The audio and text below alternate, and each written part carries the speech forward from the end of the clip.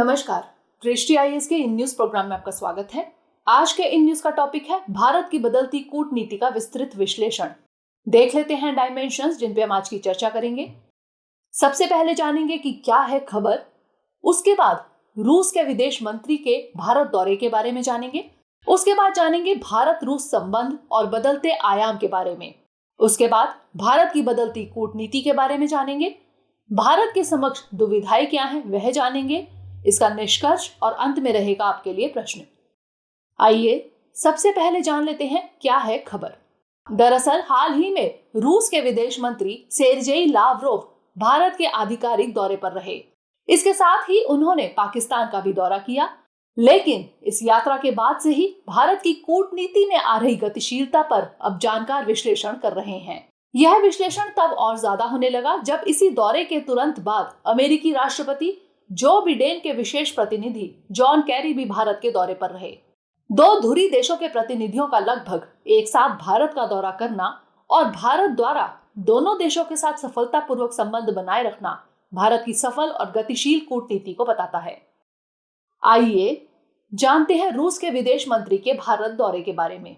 यह दौरा कुछ दिनों पहले हुआ था जिसमें भारत और रूस के बीच रणनीतिक साझेदारी के स्तर पर बातचीत हुई। इसके अलावा पूर्वी लद्दाख में लाइन ऑफ एक्चुअल कंट्रोल पर बनी हालिया परिस्थितियों पर भी चर्चा हुई। दोनों पक्षों ने रूस की S-400 मिसाइल की आपूर्ति में हो रही देरी पर भी वार्ता की। हालांकि भारत को उम्मीद है कि इस साल के आखिर तक पहली S-400 मिसाइल उसके पास होगी। आइए जानते हैं भारत रूस संबंध और बदलते आयामों के बारे में। दोनों देशों के बीच राजनीतिक, सांस्कृतिक, आर्थिक, रक्षा और सबसे महत्वपूर्ण सामरिक साझेदारी काफी बेहतर है। दोनों देशों के बीच संबंध काफी पुराने और परंपरागत हैं। यह सही है कि आजादी के बाद भारत ने पूंजीवाद या साम्यवाद में से किसी एक को ना चुनकर बीच का रास्ता चुना। लेकिन जिस तरह भारत समाजवाद की भावना पर अधिक बल देता है, उसकी वजह से भारत और रूस परंपरागत मित्र देश माने जाते रहे हैं। यही कारण है कि कई मामलों में जब भारत को पश्चिमी देशों से प्रतिबंध झेलने पड़े, रूस खुलकर भारत के साथ आया। इन सभी वजहों से भी रूस हमेशा से भारत का एक बड़ा हथियार निर्यातक बना रहा है। इसके अलावा NSG यानी न्यूक्लियर सप्लायर ग्रुप में भारत की सदस्यता को लेकर भी रूस ने कई बार खुलकर समर्थन दिया है।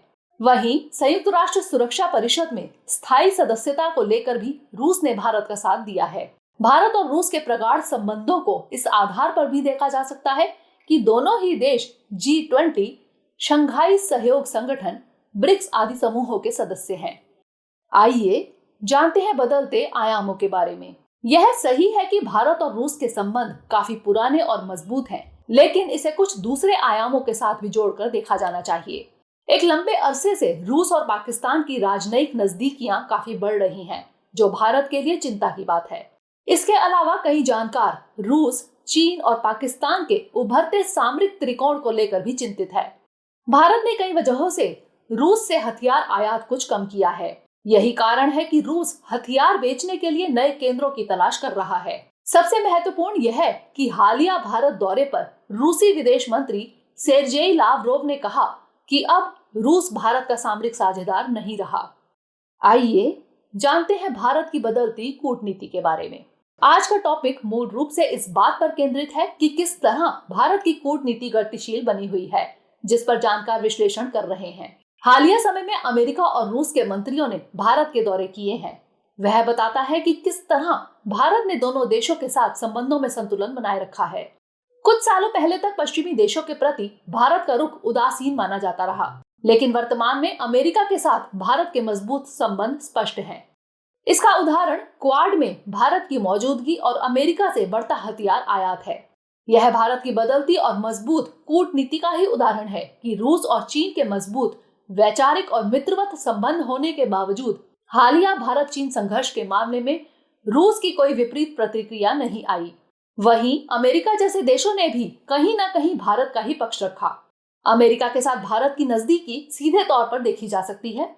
इसके बावजूद रूस के साथ संबंधों में बहुत अधिक गिरावट नहीं हुई है। पाकिस्तान के साथ रूस के बढ़ते संबंध होने के बाद भी भारत और रूस के बीच सकारात्मक संबंध बने हुए हैं। इसी तरह हिंद प्रशांत क्षेत्र में क्वाड समूह की सक्रियता के बाद भी रूस ने भारत के खिलाफ कोई प्रतिक्रिया नहीं दी, जबकि रूस और चीन इस विषय पर प्रोएक्टिव अप्रोच रखते हैं। दोनों ही इस क्षेत्र में अमेरिका को बढ़त नहीं देना चाहते। इजराइल फिलिस्तीन विवाद में अमेरिका के प्रो इजराइल अप्रोच के बाद भी भारत ने अपना मत बिल्कुल संतुलित रखा है। इसी तरह अफगानिस्तान शांति मामले में अमेरिका और रूस की मत भिन्नता के बीच भी भारत ने संतुलित परिचय दिया है। क्रीमिया प्रायद्वीप पर रूस द्वारा किए गए अतिक्रमण और अमेरिका द्वारा रूस पर लगाए गए प्रतिबंधों के बाद भी भारत ने बीच का रास्ता अपनाते हुए किसी भी देश का समर्थन या विरोध नहीं किया। ये सभी बातें भारत की कूटनीति में मौजूद गतिशीलता और मजबूती को बताती हैं। लेकिन ऐसे में भारत के सामने कई दुविधाएं भी रहती हैं। आइए जानते हैं भारत के समक्ष दुविधाएं कौन सी हैं। जिस तरह भारत और अमेरिका के संबंध मजबूत हुए हैं, उसी का परिणाम है कि अमेरिका के कहने पर भारत ने ईरान से तेल आयात रोक दिया, क्योंकि ईरान परमाणु डील से अलग होने के बाद अमेरिका ने ही ईरान पर प्रतिबंध लगा दिए थे। भारत के सामने एक समय में रूस और अमेरिका दोनों के साथ सतत और मजबूत संबंध बनाए रखने की चुनौती लंबे समय तक चलेगी। रूस के साथ संबंधों को फिर से पुराने स्तर पर कैसे लाया जाए? हालिया संघर्ष को लेकर आगामी ब्रिक्स बैठक में चीन के प्रति भारत का रवैया किस तरह का हो, जबकि रूस भी ब्रिक्स में शामिल है। आइए जानते हैं इसके निष्कर्ष के बारे में। निश्चित रूप से आजादी के समय भारत ने किसी एक विचारधारा के साथ ना जाने का फैसला लिया था, लेकिन बदलती परिस्थितियों के बीच जिस तरह भारत ने अपनी कूटनीति को ढाला है वह प्रशंसनीय है। बदलती विदेश नीति कहीं ना कहीं भारत के लिए आर्थिक और सामरिक रूप से फायदेमंद भी रही है। भारत ने बखूबी धुरी देशों के साथ अपना संतुलन बनाए रखा है।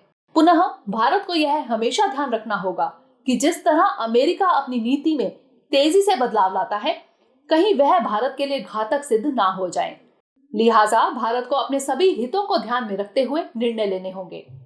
भारत अधिक से अधिक बहुपक्षीय मंचों का सहारा ले। आइए अब नोट करते हैं आपका आज का प्रश्न। पिछले 2 दशकों के दौरान भारत की विदेश नीति में आए महत्वपूर्ण परिवर्तनों का समालोचनात्मक विश्लेषण कीजिए। तो ये था हमारा आज का सेशन। अगले सेशन में किसी नए टॉपिक के साथ मिलेंगे। तब तक के लिए stay safe and stay motivated.